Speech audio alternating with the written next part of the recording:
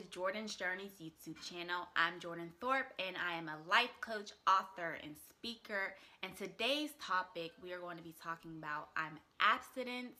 Can I still have oral sex? And I wanted to bring this topic up because as I work with the young girls, this is a question that gets asked a lot. And most importantly, I'm abstinent, so I wanted to give you a little bit of background and share like my personal journey about abstinence in hopes that it can help some of you, especially those who are you want to become abstinent and you know just want to save yourself from marriage. So I've been abstinent for almost 2 years. It will be 2 years in June. And I was very promiscuous growing up, and I really didn't understand my worth. I didn't understand sex, why sex was created.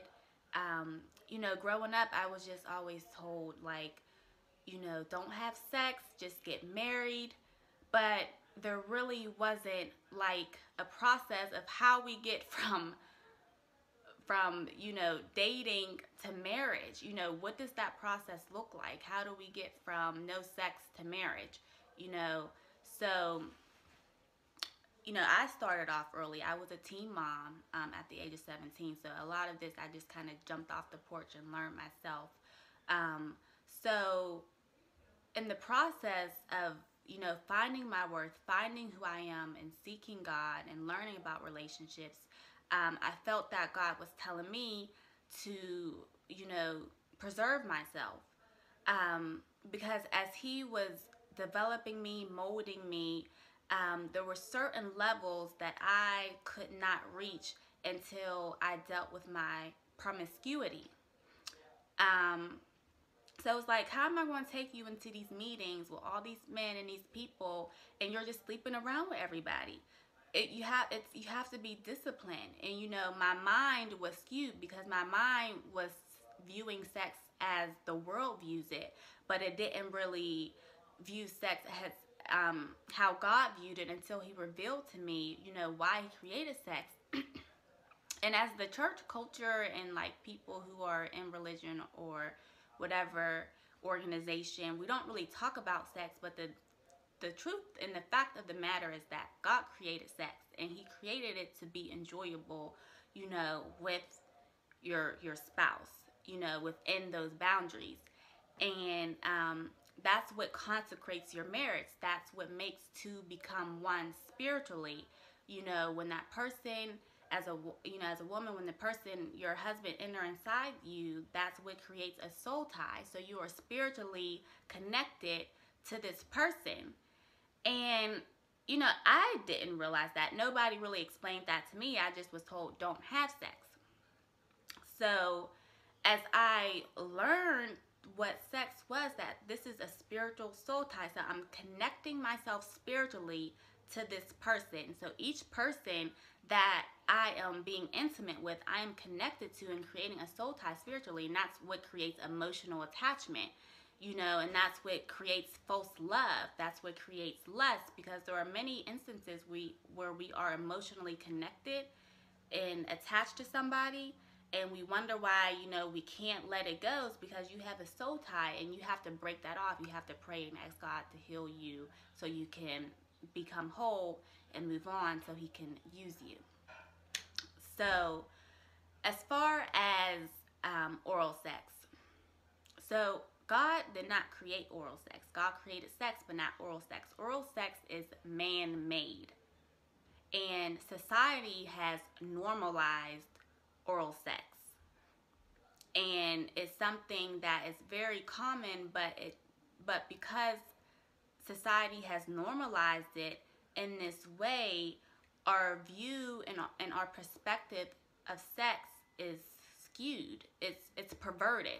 And when I say perverted, I mean wrong. Anything outside of the way God originally intended for it to be is perverted. It's wrong. You're viewing it wrong.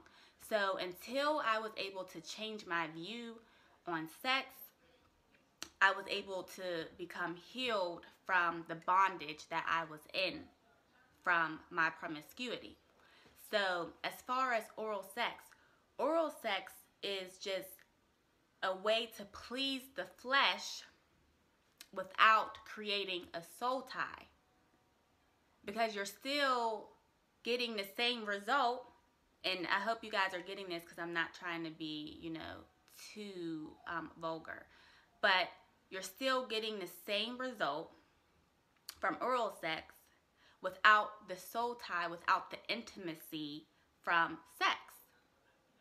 So if you are abstinent and you are participating in oral sex, you're not creating a soul tie. You might create an emotional attachment, but you're not creating a soul tie with that person if you are having oral sex. But with an emotional attachment becomes feelings. We're human, so we have emotions, we have feelings, we have all these things that we still have to try to overcome. And it also becomes a distraction, because you're here doing this with this person when God has this for you. There's something just so beautiful on the other side of your obedience and just waiting for God. And during that time, within the 2 years that I've been abstinent, I've just been so focused on everything that he's been telling me to do that your mind is not there. You don't even realize it. That year literally went by. That's when I was starting Jordan's journey. That's when I was doing this and that. So he really graces you in that area if that is something that you truly desire to let go. So I am not here to promote or demote oral sex. I'm just here to give you the facts of how God intended sex. That sex was not something that God created. Oral sex is not something that God created. Sex is what God created, and he created within the boundaries for you to enjoy with you and your spouse. Now, I encourage you all, if you are struggling with promiscuity, to just give it to God. And he will, heal you and renew your minds and grace you in that area until the time comes forward when it's time for you to get married and move on. I am a living witness. So I encourage you to do that and just be led by the Holy Spirit. I'm not promoting abstinence either. I'm not, it works for me because I felt led to do that. But you have to do what works for you. And I find it that I have a lot less distractions in my life because I'm just so focused, because I don't have these emotional attachments to people, and I can see clearly. I can see people for who they are. I'm not, bogged down with all these emotions and confusion because I have this emotional attachment to someone. And I think that's important for us, especially as a woman, to just be able to see people for who they are before we're giving ourselves away. And that was something that I, had to work on myself. So if you are abstinent and you are questioning oral sex does not create a soul tie. It will create an emotional attachment. It may distract you, but God cannot fully use you as a vessel until you are completely whole and you are filled with the Holy Spirit and not with all these other soul ties. So, I'm not saying that it's a sin or anything like that. I'm just saying if you want to be fully used by God and live a life that, he continues to take you from glory to glory, save yourself. And there is just something so beautiful on the other side. And that is all I have to say about that. Thank you for watching. If you like this video, make sure you hit the thumbs up. Subscribe to my YouTube channel for more videos like this. I do have a book out called Jordan's Journey, Practical Guide for Finding Self and Purpose. To order your copy, the link is below. For any life coaching services, you can visit my website. The link is below.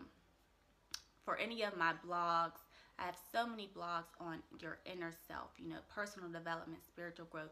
You can visit my website as well. My coaching specializes in personal development, spiritual growth, how to become your best self, the best version of you. I work with women, moms, daughters, families. So make sure you check all of that out. All of the links will be in the description below.